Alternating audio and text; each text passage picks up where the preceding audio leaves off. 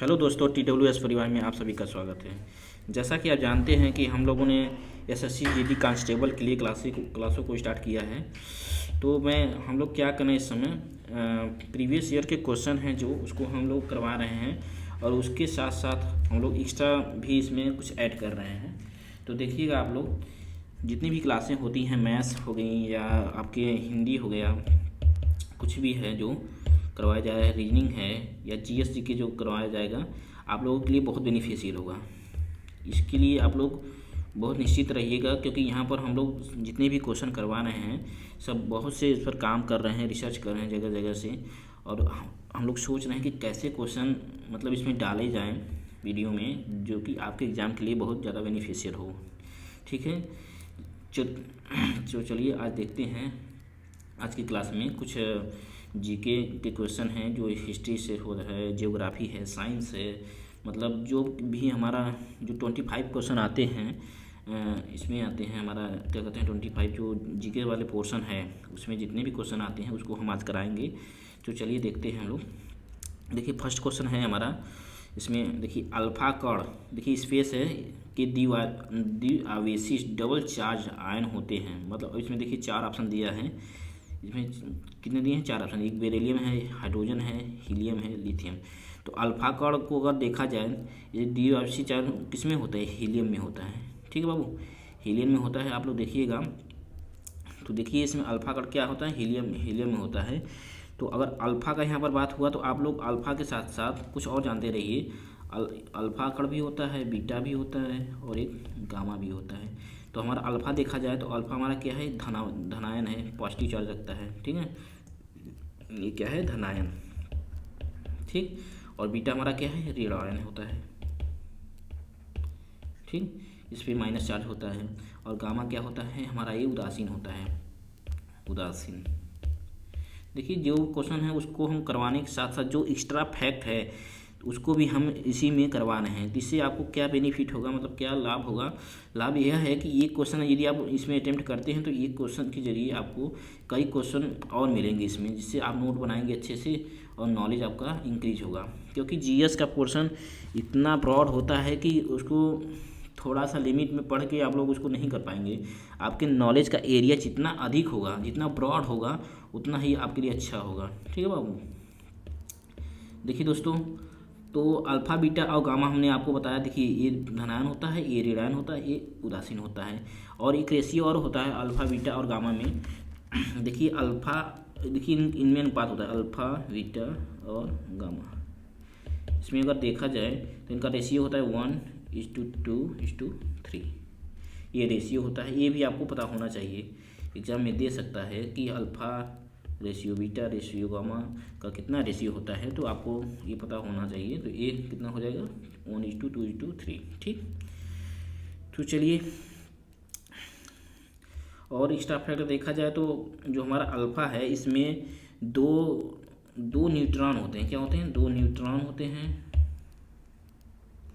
और 2 प्रोटॉन भी होते हैं। क्या होते हैं? 2 प्रोटॉन भी होते हैं। ये हालांकि अधिक हो गया, ये आपकी साइंस क्लास जब चलेंगी हमारे चैनल पे TWS पे, तो आपको विधिवत बताया जाएगा।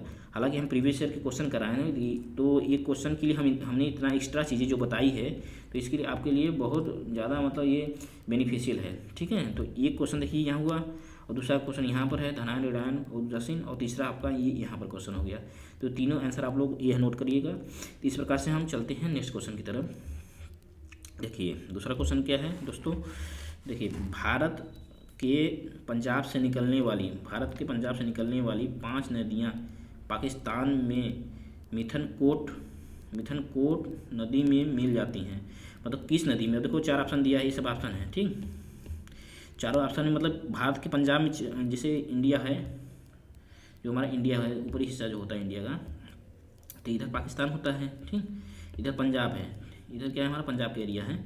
तो यहाँ से पंजाब के आसपास से 5 नदियाँ निकलती हैं। ठीक, 5 नदियाँ निकलती हैं। तो ये जो पाकिस्तान में जाके मिलती हैं, तो पाकिस्तान में जो सिंधु नदी मिलती है ना, पाँचों क्या है जो पाकिस्तान में सिंधु नदी मिलती है, तो ये किस स्थान पे मिलती हैं ये पूछ रहा है। मतलब किस नदी में मिलती हैं? ये स्थान तो दिया है मिथनकोट में मिलती हैं, लेकिन ये किस नदी में मिलती हैं? तो ये हमारा आंसर क्या है? सिंधु नदी। तो ये हमारा सिंधु नदी में मिलती हैं। तो देखिए आप देखिए इसमें 5 नदियाँ हैं, तो आप लोग को ये भी बता देते हैं कौन कौन सी नदियाँ हैं। तो देखिए इसमें झेलम है, झेलम, फिर चिनाब देखा जाए तो चिनाब, रावी, सतलज और ब्यास, ये 5 नदियाँ हैं। ठीक, क्या है, 5 नदियाँ हैं जो कि जाके सिंधु नदी में पाकिस्तान में मिलती हैं। ये पंजाब के आसपास से निकलती हैं, इसलिए पंजाब को 5 नदियों का राज्य बोला जाता है। ठीक, यहाँ से 5 नदियाँ मिलती हैं, जाके सिंधु नदी में मिल जाती हैं। इस प्रकार से इस क्वेश्चन का आंसर हमारा क्या हुआ, सिंधु नदी। ठीक, और ब्रह्मपुत्र यहाँ देखो दिया है, तो ब्रह्मपुत्र मानसरोवर से निकलता है, पता होना चाहिए आप लोग को। मानसरोवर से ये इस नदी का उद्गम स्थल क्या है, मानसरोवर है। ठीक, और देखिए ब्रह्मपुत्र में अगर देखा जाए तो ब्रह्मपुत्र में एक नदी द्वीप है जिसे माजुली द्वीप कहते हैं, माजुली द्वीप। ये हमारा असम में है, क्या है, असम में ब्रह्मपुत्र नदी में होता है माजुली द्वीप। एकमात्र नदी द्वीप है। ठीक है, कि नदी में जो एकमात्र नदी द्वीप क्या है, माजुली है। ठीक, तो इस प्रकार से हमारा ये क्वेश्चन कंप्लीट हुआ। यमुना नदी के बारे में आप लोग जानते ही हैं। यमुना नदी ये गंगा की सहायक नदी है, गंगा की सहायक नदी, सहायक नदी। अगर देखा जाए यमुना की सहायक नदी, तो यमुना की सहायक नदी टोन्स होती है, टोन्स नदी क्या होती है, यमुना की सहायक नदी। देखिए जो मैं एक्स्ट्रा फैक्ट आपको बता रहा हूँ दोस्तों, इसको आप लोग जरूर नोट कीजिएगा, क्योंकि एक क्वेश्चन कराने का मतलब एक ही क्वेश्चन नहीं है, इसमें देखो कई क्वेश्चन निकल रहे हैं। ब्रह्मपुत्र कहाँ से निकली, मानसरोवर से। यमुना किसकी सहायक नदी है, गंगा की सहायक नदी है। यमुना की सहायक नदी कौन है, तो टोन्स नदी है। और देखिए जो क्वेश्चन है 5 नदियों के नाम बताए हैं कि जो हमारा मिथनकोट में कौन कौन सी नदियाँ जाके मिलती हैं। ये यहाँ पर सिंधु नदी में मिलती हैं, इधर से सिंधु नदी आती है, ऐसे होती है। ठीक, तो इस प्रकार से क्वेश्चन नंबर 2 हमारा कंप्लीट हुआ। चलते हैं नेक्स्ट क्वेश्चन की तरफ। देखिए दोस्तों, ये नेक्स्ट क्वेश्चन आपका है, निम्न में से कौन सा मिजो लोगों का परंपरागत बास नृत्य है। तो हमारा इसमें देखिए चिराव, जो चिराव है ये मिजो जनजाति मिजोरम में पाई जाती है। किस में पाई जाती है, मिजोरम, जो हमारा नॉर्थ ईस्ट का जो हमारा स्टेट है उसमें पाई जाती है। मिजोरम में हमारा क्या मिजो जनजाति पाई जाती है। और इसमें बास नृत्य को क्या कहते हैं, चिराव बोलते हैं, चिराव, इसको चिराव भी बोल सकते हो। ठीक, कहीं कहीं ऑप्शन में मिलता है चिराव मिलता है, चिराव डांस। तो इस प्रकार से हमारा ये क्वेश्चन कंप्लीट हुआ। और भी डांस को देखा जाए तो बहुत से हैं, जैसे चिरकुला हमारा उत्तर प्रदेश में होता है, ये सब बहुत से डांस हैं। बिहू डांस असम में होता है। एक्स्ट्रा फैक्ट हम करवा रहे हैं, तो आप समझिएगा एक्स्ट्रा फैक्ट जो हम करवा रहे हैं इसको आप नोट करके जरूर से ज़रूर याद करिएगा, क्योंकि ये मैक्सिमम एग्जामों में पूछा जाता है। तो इस प्रकार से हमारा देखिए क्वेश्चन नंबर 3 ये है, कंप्लीट हुआ। तो आप लोग इसको ज़रूर अच्छे से देखिएगा। तो ये सभी क्वेश्चन ये प्रीवियस ईयर से लिए गए हैं और उसमें एक्स्ट्रा फैक्ट हमने ऐड किया है। तो आप अगर देखते हैं रेगुलर, अभी नियर अबाउट 10 जनवरी से आपका एग्ज़ाम है। ठीक है, मान लीजिए ऐसा 10 जनवरी से एग्ज़ाम है, तो अगर डेली आप देखते हैं तो आपको बहुत ज़्यादा बेनिफिट होगा इस क्लास से। और जब भी एग्ज़ाम स्टार्ट हो जाएगा जनवरी से, तो हम लोग हर जो एग्ज़ाम होगा उसका एनालिसिस कराएंगे। ठीक है, बच्चों से बातें करेंगे, क्वेश्चन को कलेक्ट करेंगे और उसका एनालिसिस कराएंगे। तो आप लोग एनालिसिस भी करिएगा, हर पोर्शनों का रहेगा। जैसे मैथ है तो मैथ का भी कराया जाएगा, रीजनिंग का कराया जाएगा, हिंदी का कराया जाएगा, का जीएस पोर्शन भी कराया जाएगा। ठीक है, तो आप लोग जरूर से ज़रूर देखिएगा। 100% हम ये कह सकते हैं कि इस क्लास से आपको बहुत ज़्यादा बेनिफिट होगा। देखिए दोस्तों आगे चलते हैं। देखिए क्या है, 1708 में गुरु गोविंद सिंह, 1708 में गुरु गोविंद सिंह जी की मृत्यु के बाद खालसा ने, देखिए यहाँ स्पेस है, के नेतृत्व में मुगल साम्राज्य के खिलाफ विद्रोह किया। मतलब किसके नेतृत्व में खालसा ने मुगल साम्राज्य के विरुद्ध विद्रोह किया। ठीक है, तो बंदा बहादुर थे, उन्होंने इसका नेतृत्व किया था। इसका नेतृत्व करने के बाद मुगल साम्राज्य के विरुद्ध क्या किया था, विरोध किया था। तो इसका ये करेक्ट आंसर होगा। अब देखिए इसमें कुछ और हैं, गुरु नानक देव। गुरु नानक देव क्या है हमारे, ये गुरु नानक देव जो सिख धर्म है। ठीक है, सिख धर्म के ये प्रथम गुरु हैं। क्या हैं, ये प्रथम गुरु हमारे हैं। गुरु नानक क्या है, सिख धर्म के ये प्रथम गुरु हैं। अब देखिए गुरु अमरदास, गुरु अमरदास को देखा जाए तो ये गुरु अमरदास हमारे तीसरे गुरु हैं। क्या हैं? सिख धर्म के तीसरे गुरु। सिख धर्म में जैसे 10 गुरु हुए थे, तो इसमें प्रथम हमारे क्या हैं, ये हमारे सिख धर्म के प्रथम गुरु नानक हैं, और तीसरे क्या हैं, गुरु अमरदास। और गुरु अंगद को देखा जाए तो गुरु अंगद हमारे दूसरे, जो सिख धर्म के दूसरे गुरु हैं, गुरु अंगद। ठीक, तो इस प्रकार से क्वेश्चन नंबर 4 यहाँ पर हमारा कंप्लीट हुआ। चलते हैं अगले क्वेश्चन की तरफ। देखिए इसमें देखिए क्या है, निम्नलिखित में कौन अपने एयाती तुगलक नामक नाटकों के लिए प्रसिद्ध है? क्या है? एयाती तुगलक नामक नाटकों के लिए प्रसिद्ध है। कौन है प्रसिद्ध? इसका देखिए आंसर है आपका ग्रीश कर्नाड। ग्रीश कर्नाड क्या है? एयाती तुगलक, एयाती और तुगलक नाटकों के लिए प्रसिद्ध है। तो इसको आप याद रखिएगा, क्या है? ग्रीश कर्नाड। ठीक है, चलते हैं नेक्स्ट क्वेश्चन की तरफ। देखिए अगला क्वेश्चन क्या है, देखिए स्पेस दिया है, साराग्राही कला के उच्च स्तर को दर्शाता है, जिसमें 7वीं 8वीं शताब्दी चालुक्य वंश के अधीन उत्तरी और दक्षिणी भारत की वास्तुकलाओं का सुमेलित मिश्रण हुआ है। तो ये क्या है? पट्टदकल। क्या है? पट्टदकल। यही हमारा दूसरा ऑप्शन जो है इसका ये करेक्ट आंसर होगा। देखिए इसमें एक्स्ट्रा फैक्ट देखा जाए तो इसमें देखिए कोणार्क मंदिर दिया है। तो कोणार्क के बारे में आप जानते होंगे, कोणार्क ये उड़ीसा में स्थित है। कोणार्क सूर्य मंदिर जो है ये सूर्य भगवान से संबंधित है, सूर्य देवता जो होते हैं सूर्य, उनसे संबंधित है कोणार्क सूर्य मंदिर। कोणार्क इस प्लेस का नाम है, और ये किस देव को समर्पित है? ये हमारे सूर्य देव को समर्पित है।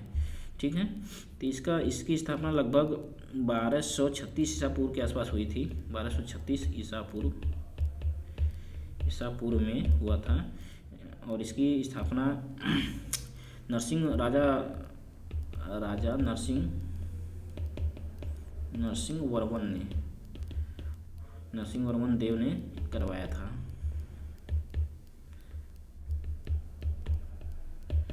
ये राजा किस वंश से संबंधित थी? राजा गंग वंश से संबंधित थी। ये भी आप याद रखिएगा, बहुत ज़्यादा पूछा जाता है एग्जामों में। और सूर्य मंदिर अगर देखा जाए, जो सूर्य मंदिर है कोणार्क का, ये यूनेस्को धरोहर में भी सम्मिलित है। यूनेस्को धरोहर में सम्मिलित है।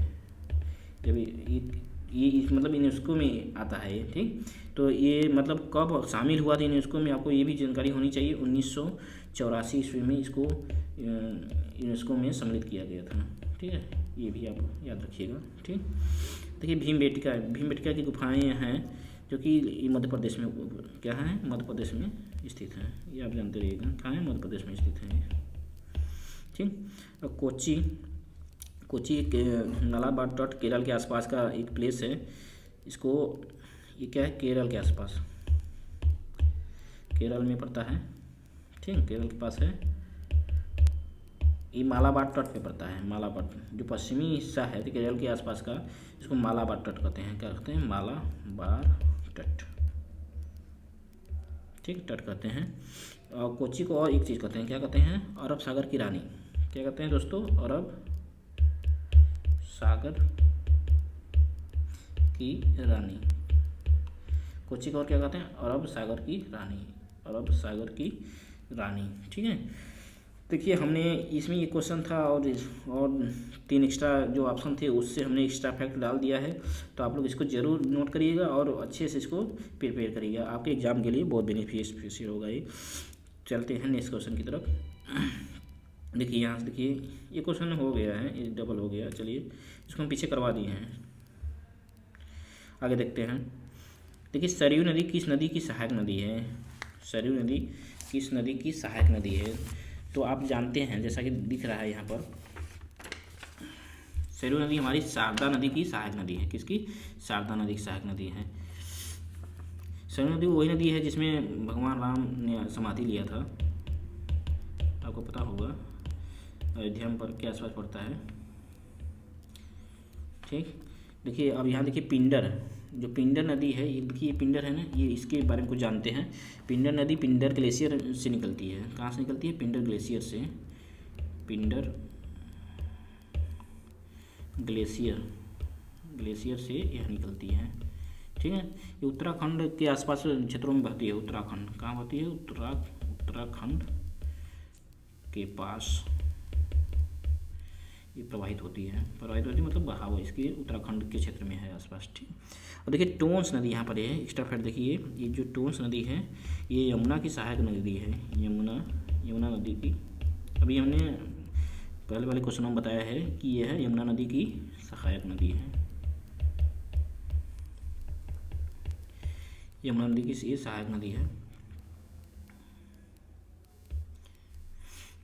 देखिए इसके बाद भागीरथी।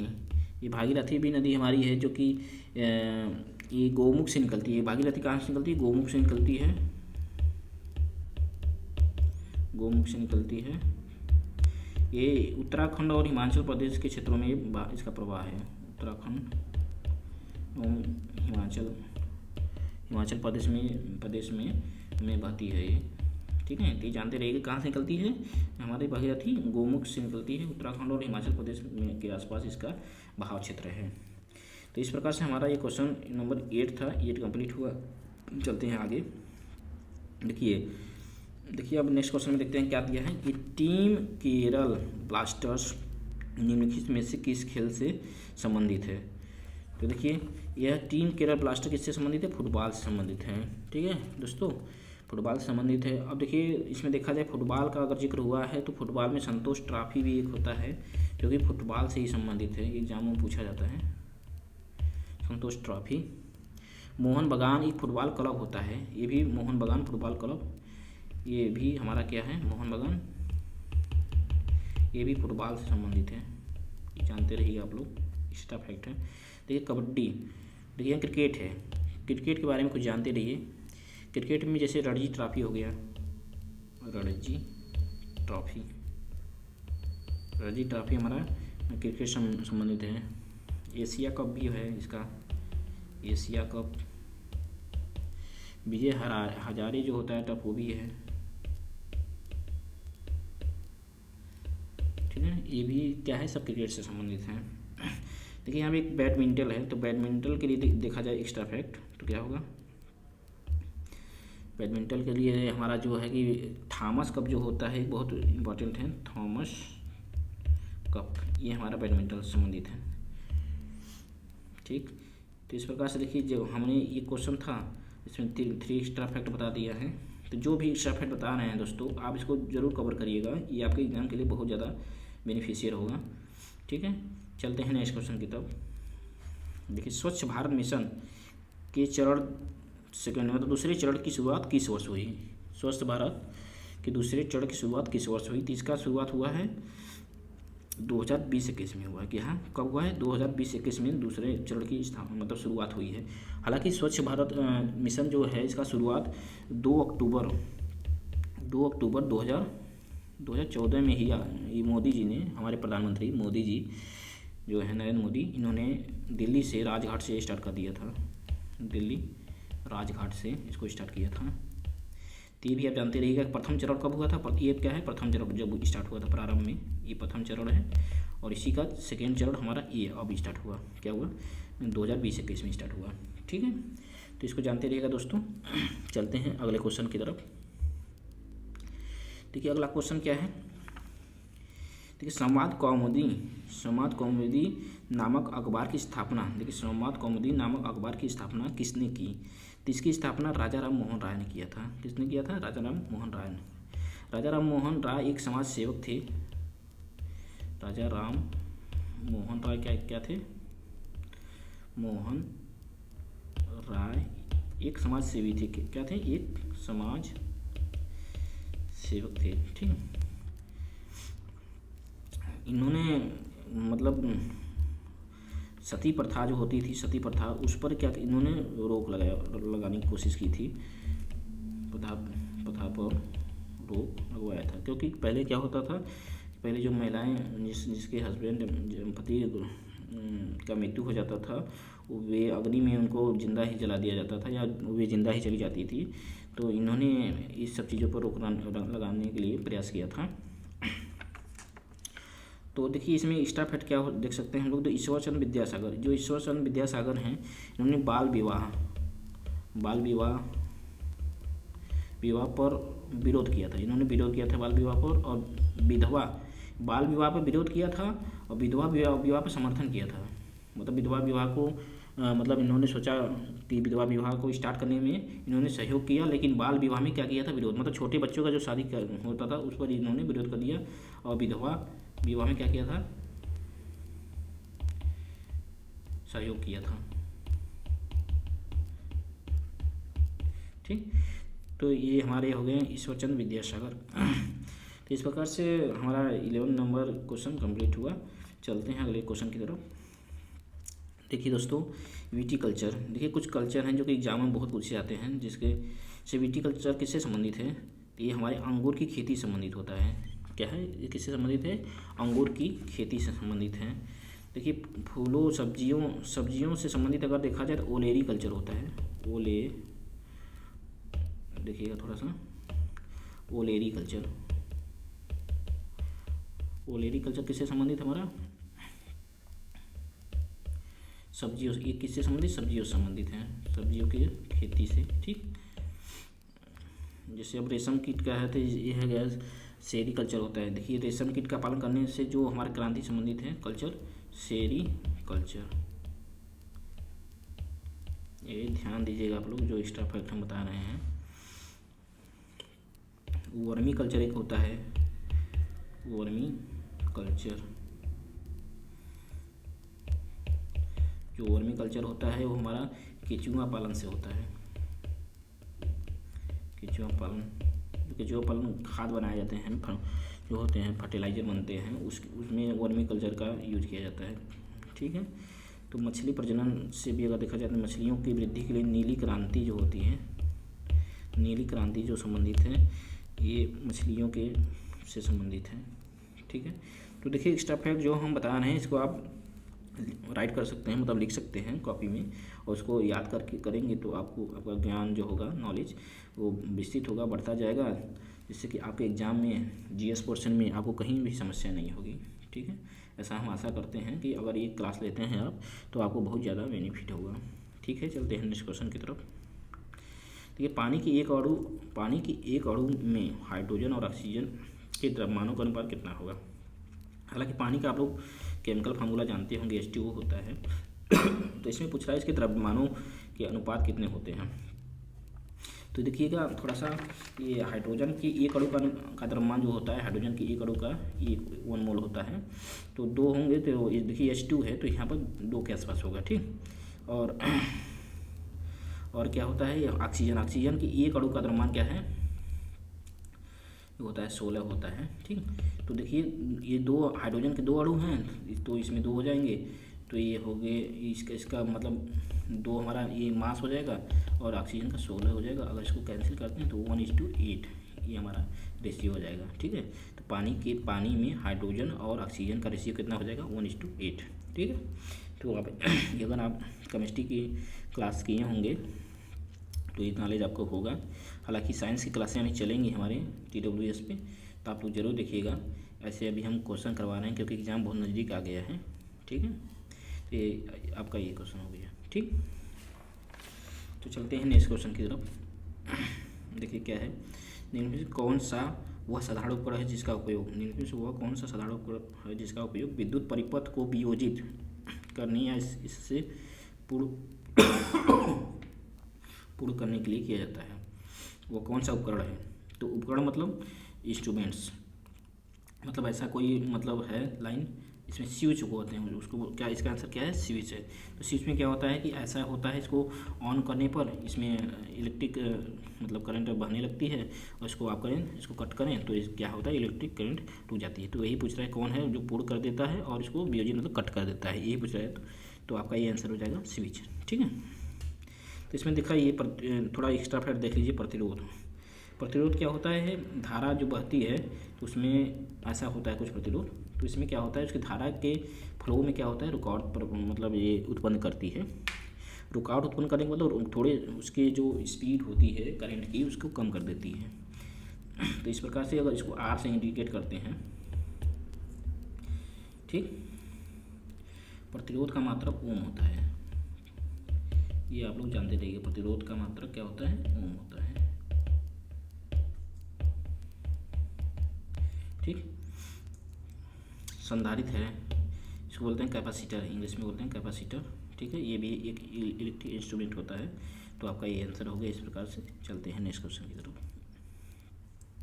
देखिए नेक्स्ट क्वेश्चन देखिए, ये 15 नंबर क्वेश्चन है।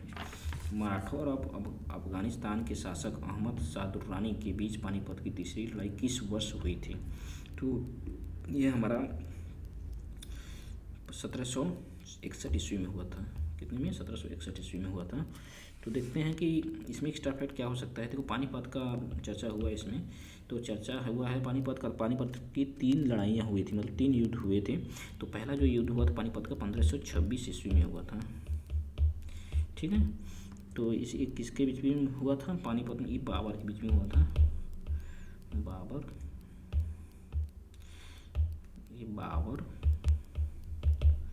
और इब्राहिम लोदी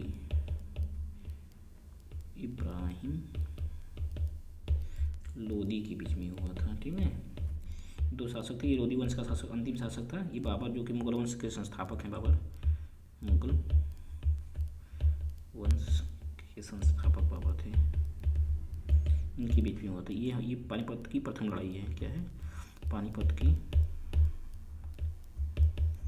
का प्रथम युद्ध। ठीक, तो पानीपत का एक द्वितीय युद्ध भी हुआ था, 1526 में हुआ था। ये भी आप जानते रहिएगा, बहुत ज़्यादा एग्जाम में पूछा जाता है हिस्ट्री से। 1526 में हुआ था, सॉरी 1556 में हुआ था। किसमें? 1556। फर्स्ट वाला 1526 में और सेकंड वाला 1556 ईस्वी में हुआ था। ये दूसरी लड़ाई है। अकबर, देखो मुगल शासक एक अकबर थे। अकबर एवं हेमू के बीच में हुआ था। हेमचंद्र हेमू के बीच में पानीपत की दूसरी लड़ाई 1526 ईस्वी में हुआ था दोस्तों। ठीक है, इस प्रकार से जो एक्स्ट्रा फैक्ट था इस क्वेश्चन का हमने आपको दे दिया है। तो चलते हैं नेक्स्ट क्वेश्चन की तरफ। अगले क्वेश्चन पर देखते हैं। देखिए राजा टोडरमल इनके में से किस मुगल सम्राट के दौरान राजस्व मंत्री थे? तो ये किसके दौरान थे? ये हमारे अकबर के दौरान। जो टोडरमल थे तो राजस्व जो फाइनेंशियल डिपार्टमेंट देखते थे, ये हमारे अकबर के समय ये राजा टोडरमल थे।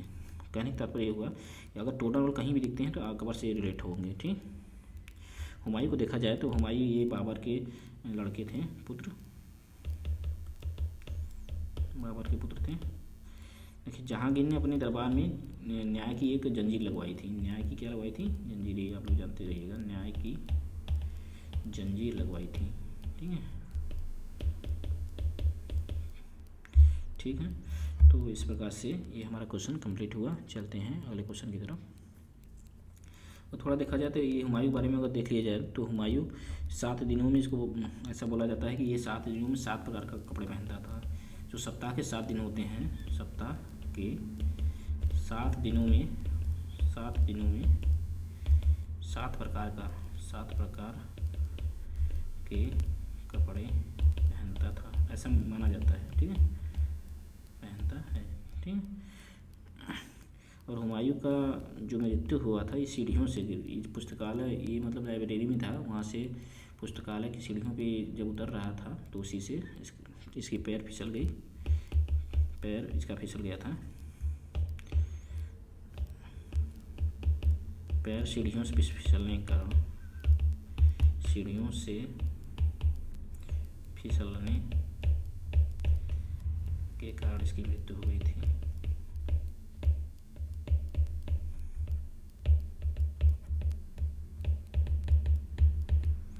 ठीक है, देखिए क्वेश्चन में तो एक ही आंसर है, लेकिन हम एक्स्ट्रा फैक्ट जोड़ने की कोशिश कर रहे हैं जिससे कि आपका नॉलेज ब्रॉड हो, विस्तृत हो, जिससे कि आपको एग्जाम में कि कहीं से भी क्वेश्चन देता है तो आप उसको आराम से सॉल्व कर लें, तब उसका आंसर आपको आराम से पता हो। इसलिए हम कोशिश कर रहे हैं कि मैक्सिमम क्वेश्चन हर क्वेश्चनों में दिया जाए आपको। तो देखिए आज एक क्वेश्चन नंबर 17 है। इसमें दिया है भारतीय संविधान का कौन सा अनुच्छेद सहकारी समितियों के संवर्धन, सहकारी समितियों के संवर्धन से संबंधित है? तो ये हमारा ये अनुच्छेद है 43B, ये आपको याद रखना होगा। कौन सा अनुच्छेद है? 43B। देखिए अनुच्छेद का बाद आया है, तो अनुच्छेद में कुछ और हम चीज़ें एक्स्ट्रा जान सकते हैं। देखिए एक्स्ट्रा अगर हम बताएं तो अगर अनुच्छेद 72 को देखा जाए, अनुच्छेद 72 को देखा जाए तो ये राष्ट्रपति का क्षमादान होता है। अनुच्छेद 72 राष्ट्रपति का क्षमादान से संबंधित है। ठीक है। अगर एक और देखा जाए अनुच्छेद 32 तो इसको बोलते हैं लघु संविधान बोलते हैं। डॉक्टर भीमराव अम्बेडकर ने, बाबा साहब भीमराव अम्बेडकर जो थे, इन्होंने इसको क्या बोला था? लघु संविधान बोला था। संविधान की आत्मा भी बोलते हैं इसको। क्या बोलते हैं? संविधान की आत्मा। संविधान की आत्मा। ठीक है। और एक अनुच्छेद और आपको बता देते हैं, अनुच्छेद 44। अनुच्छेद 44 समान सिविल संहिता। समान सिविल संहिता, ये अनुच्छेद 44 के तहत आता है। किसी अनुच्छेद 44 के तहत समान सिविल संहिता। ठीक, ये समान सिविल संहिता अभी भारत के गोवा में लागू है। गोवा एक राज्य है भारत का, जो कि महाराष्ट्र के आसपास पड़ता है गोवा, तो इसमें समान सिविल संहिता लागू है। तो चलिए, ये सब जो एक्स्ट्रा फैक्ट है आप लोग ज़रूर नोट करिएगा। और ये क्वेश्चन डबल हो गया है, ये पहला ही क्वेश्चन था। तो आप लोग को कैसा क्लास लगा है ज़रूर